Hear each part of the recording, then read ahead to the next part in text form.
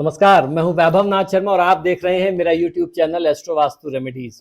दोस्तों, आज हम लोग वास्तु में चर्चा करेंगे कि किस तरीके का घर यानी किस तरीके का वास्तु जो है वो आपके धन और स्वास्थ्य के लिए ठीक नहीं होता। वास्तु में ऐसा कौन सा दोष है जो आपको गंभीर आर्थिक समस्या और स्वास्थ्य की समस्या दे सकता है।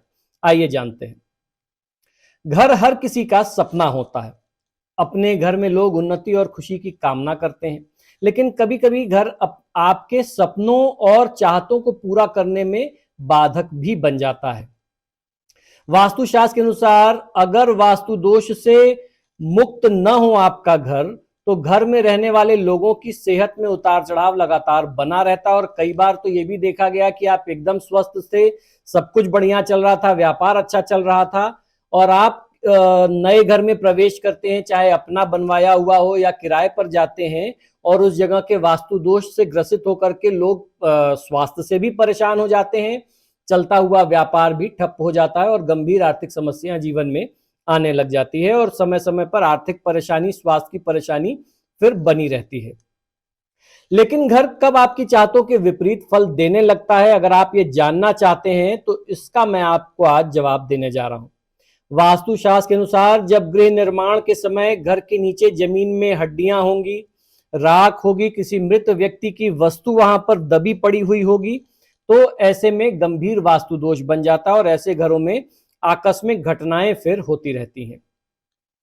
तनाव और चिंताओं से व्यक्ति परेशान होता है, स्वास्थ्य और धन संबंधी परेशानी भी बनी रहती है। ऐसी स्थिति में वास्तु पूजन और कुल देवी देवता की पूजा से, स्थान देवता की पूजा से, उस क्षेत्र के देवता जिनको स्थान देवता कहा गया, उनकी पूजा आराधना से फिर आपको बहुत अच्छा लाभ दिखने लग जाता है। वास्तु शांति कराते हैं तो आपको चमत्कार उसका अनुभव होता है। वास्तुशास्त्र के अनुसार घर में बेसमेंट का होना वास्तु नियमों के विरुद्ध होता है, विपरीत होता है। इसका कारण यह है कि बेसमेंट भूमि के नीचे होता है और जिसमें यहाँ सूर्य की रोशनी और प्राकृतिक वायु नहीं पहुंचती। इससे बेसमेंट में सकारात्मक ऊर्जा की कमी रहती है। लगातार बेसमेंट में रहने से स्वास्थ्य पर विपरीत प्रभाव पड़ता है। अगर बेसमेंट बनवाना जरूरी हो तो बेसमेंट की छत 9 से 10 फीट ऊंची आपको बनवानी चाहिए, ताकि बेसमेंट पूरी तरह जमीन के भीतर न रहे। बेसमेंट का मुख्य द्वार पूर्व या उत्तर दिशा में बनवाएं, ताकि बेसमेंट में प्राकृतिक रोशनी भी आ सके।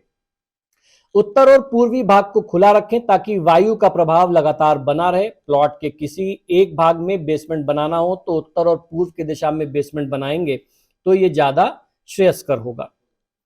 बेसमेंट को अंदर से पिंक या ग्रीन कलर से पेंट कराना चाहिए। डार्क ब्लैक और रेड कलर बेसमेंट के लिए अनुकूल नहीं होते। इससे बेसमेंट की जो ऊर्जा है वह प्रभावित हो जाती है। बेसमेंट के मुख्य द्वार पर ऊर्जा प्रदान करने वाले पौधे लगाने चाहिए। तुलसी और गुलाब का पौधा बेसमेंट के बाहर लगाना बहुत शुभ होता है। बेसमेंट में काम करने वालों को हमेशा अपना मुंह पूर्व या उत्तर की ओर रख करके काम करना चाहिए। वास्तुशास्त्र के अनुसार घर के मुख्य द्वार के सामने कोई अवरोध नहीं होना चाहिए। घर के सामने वृक्ष, खंबा, मंदिर या कांटेदार पौधा न हो। इससे घर पर अगर ऐसा कुछ होता है तो इससे द्वार वेद कहा गया। द्वार में से निकलते समय कोई भी अगर विघ्न होता है, वेद होता है, तो वो आपकी उन्नति में बाधक होता है। अगर इनकी छाया घर के मुख्य द्वार तक नहीं पड़ती तो इसका वास्तु दोष फिर परिवार पर, घर पर नहीं माना जाता। मुख्य द्वार के सामने इनके होने से उन्नति और आर्थिक विकास का मार्ग अवरुद्ध हो जाता है।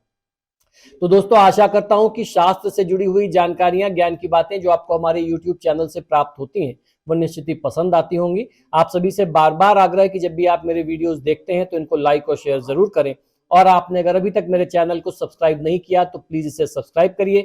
इसी शुभकामना के साथ कि आपका दिन शुभ हो। देखते रहिए मेरा YouTube channel astro vastu remedies. जय महाकाल।